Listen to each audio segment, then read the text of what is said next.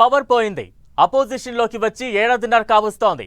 ఆ తర్వాత ఎన్నో ఆరోపణలు, మరెన్నో ఎలిగేషన్స్.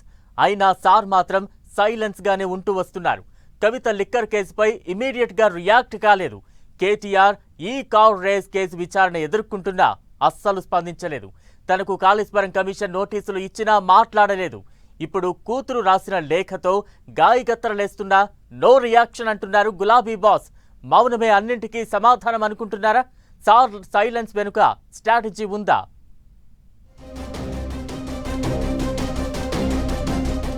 కవిత లెటర్ ఇష్యూతో బీఆర్ఎస్ లో దుమారం. బీఆర్ఎస్ లో అంత జరుగుతున్న నోరు మెదపని కేసీఆర్.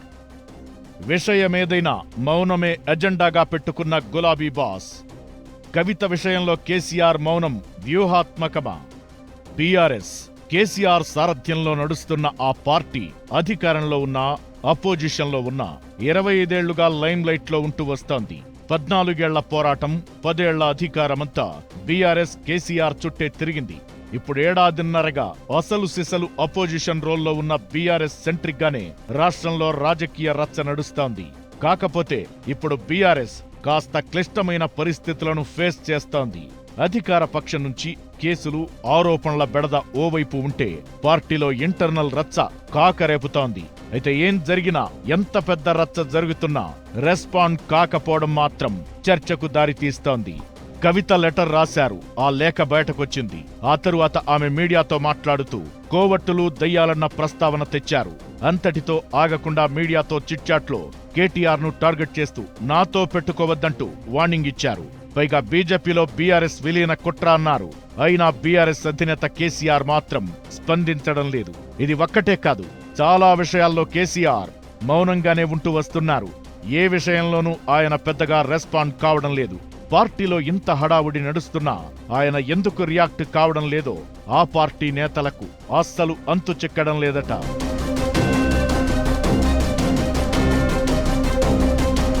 కూతురు కవిత లిక్కర్ కేసులో విచారణ ఎదుర్కోవడం, తీహార్ జైలుకు వెళ్లి రావడం జరిగినా కేసీఆర్ పెద్దగా స్పందించలేదు.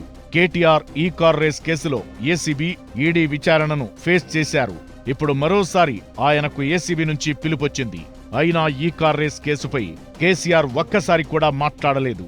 ఇక కాళేశ్వరం కమిషన్ ఏకంగా కేసీఆర్కే నోటీసులు జారీ చేసింది. జూన్ 5న వ్యక్తిగతంగా విచారణకు హాజరు కావాలని జస్టిస్ పీసీ ఘోష్ కమిషన్ నోటీసులో పేర్కొంది. ఎప్పట్లాగే కాళేశ్వరం కమిషన్ నోటీసులు, విచారణపై కూడా కనీసం ఒక్క మాట కూడా మాట్లాడలేదు కేసీఆర్. మొన్న మధ్య వరంగల్లో నిర్వహించిన పార్టీ సిల్వర్ జూబ్లీ సభలో కార్యకర్తలకు దిశానిర్దేశం చేసిన కేసీఆర్ మళ్లీ ఫామ్ హౌస్ కే పరిమితమయ్యారు.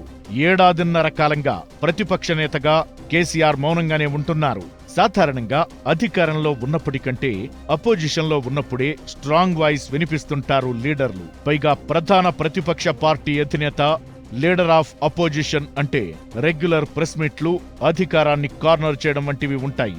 అలాంటిది ప్రతిపక్షంలోకి వచ్చినప్పటి నుంచి మౌనంగానే ఉంటూ అంతా నడిపించుకుంటూ వస్తున్నారు కేసీఆర్. అయితే ఇప్పటి వరకు ఎలా ఉన్నా ఇప్పుడు మాత్రం కేసీఆర్ మాట్లాడాల్సిన అవసరం ఉందంటున్నారు పార్టీ నేతలు. కవిత లెటర్, బీజేపీలో బీఆర్ఎస్ విలీనం అంటూ ఆమె చేసిన ఆరోపణలు, ఆ తరువాత జరిగిన పరిణామాలు అన్నింటిపై కేసీఆర్ మాట్లాడితేనే అన్నింటికీ తెరపడుతుందన్న అభిప్రాయం గులాబీ లీడర్ల నుంచి వినిపిస్తోంది. కాంగ్రెస్, బీజేపీ విమర్శలకు చెక్ పెట్టాలంటే కేసీఆర్ నోరు తెరవాల్సిందే అంటున్నారు నేతలు. ఇదే సమయంలో కేసీఆర్ మౌనం కూడా ఓ వ్యూహమే అన్నది మరికొందరు నేతల వాదన. మరోవైపు కేసీఆర్ సైలెన్స్ గా ఉండటం బీఆర్ఎస్ కు లాభమా నష్టమా అనే దానిపై పార్టీలో ఒక్కొక్కరు ఒక్కో ఒపీనియన్ వ్యక్తం చేస్తున్నారట. కుటుంబంలో విభేదాలంటూ హడావుడి నడుస్తున్న టైంలో కేసీఆర్ మౌనంగా ఉండటం రాజకీయంగా పార్టీకి అంత మంచిది కాదంటున్నారు మరికొందరు లీడర్లు.